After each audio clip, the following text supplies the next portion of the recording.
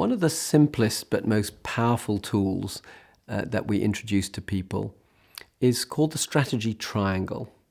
As we'll discuss a little later, it's an improved version of SWOT analysis, and you'll be seeing it in front of you right now. So, what is the strategy triangle? Well, it involves defining 3 elements of a company's strategy. The first is its aim. The second is the opportunities out there. Now, these opportunities may be attractive or unattractive. We'll get to that in a minute. But they are external events, situations. We've used the word opportunities, which you need to make decisions about. Do you pursue them or not? What do you do about them? Then the third element of strategy is the capabilities that you have to employ. Those capabilities are going to help you address those opportunities. And one way of thinking about strategy is it's a combination of the aims, the opportunities, and the capabilities. There's one further element though, and this is the key one, is a good strategy is one where there is a good fit between the 3. Let me give you an example. Apple. It wanted to become a leading competitor in the music industry. The opportunities were significant. It's a very, very big market. There was a traditional form of distributing music, primarily on CDs through retail stores.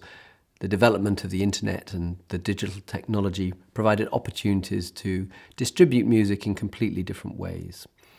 And in terms of capabilities, Steve Jobs saw that Apple had a lot of capabilities. It was good at making rather tricky, complex things simple and accessible.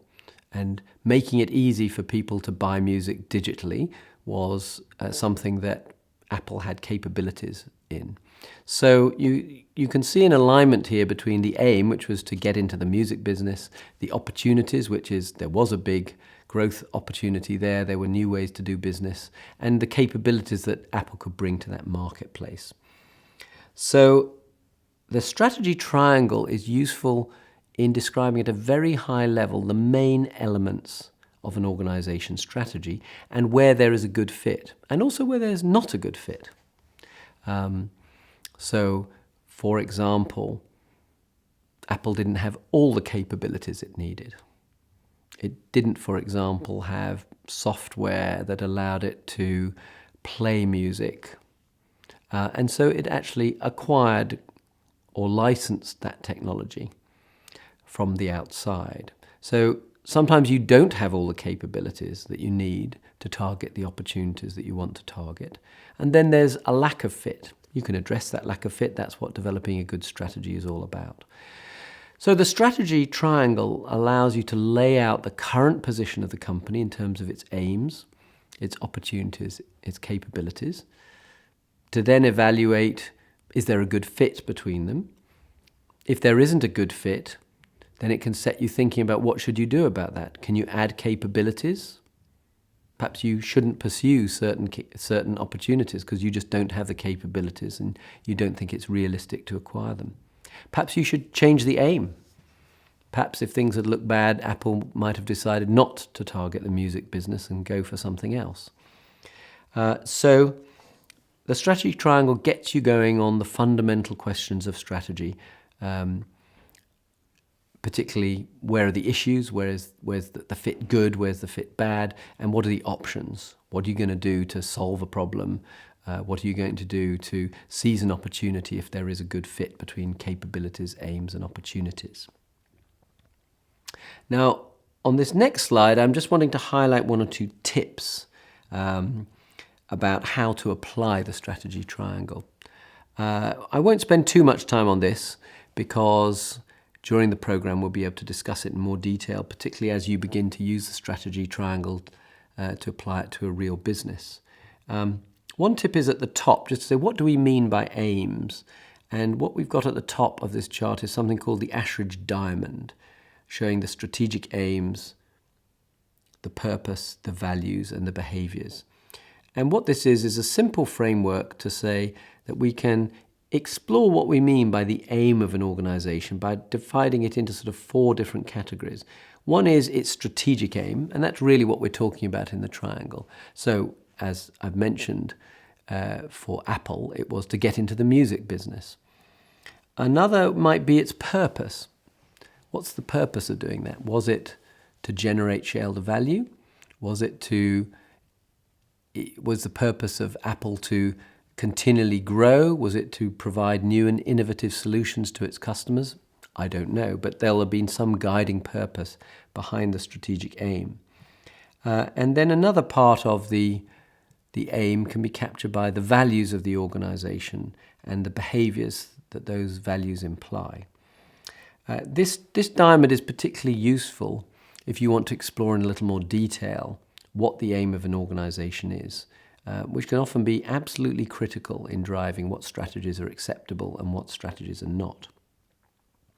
The next little tip here is what do we mean by opportunities? Any single word, it doesn't really capture what we mean by something, and so I've tried to lay it out in a little more detail here. By opportunities, we mean the external events that provide either an opportunity for growth, for the application of capabilities, or possibly threats. And in fact, the emergence of a new market, for example, could be an opportunity for you to grow. It could be a threat because it may bring new competitors to a position where they're adjacent to your own core business and could possibly penetrate it. The tip on capabilities is to say these are really the things that you own, the things that are internal to the organization, or perhaps the network of organizations to which you belong. Now, capabilities might provide strengths, but they could be weaknesses as well. And this is where I think SWOT analysis is a little at fault, because it requires you to define whether something is a strength or a weakness. But the reality is that what was a strength in your core business may be a weakness in a new business. So, for example, one strength of Japanese companies is that they make decisions through consensus, and that builds commitment to those decisions. And that's often been highlighted as something which makes them very impressive in terms of their ability to execute effectively. But in some markets, that's actually been a problem. Specifically in China, consensus-based decision-making actually meant taking decisions back to head office, taking time over those decisions, and losing time in what is a very fast-moving market. And Japanese companies have had to address that. So the simple point here is a capability may be a strength in some markets and a weakness in others.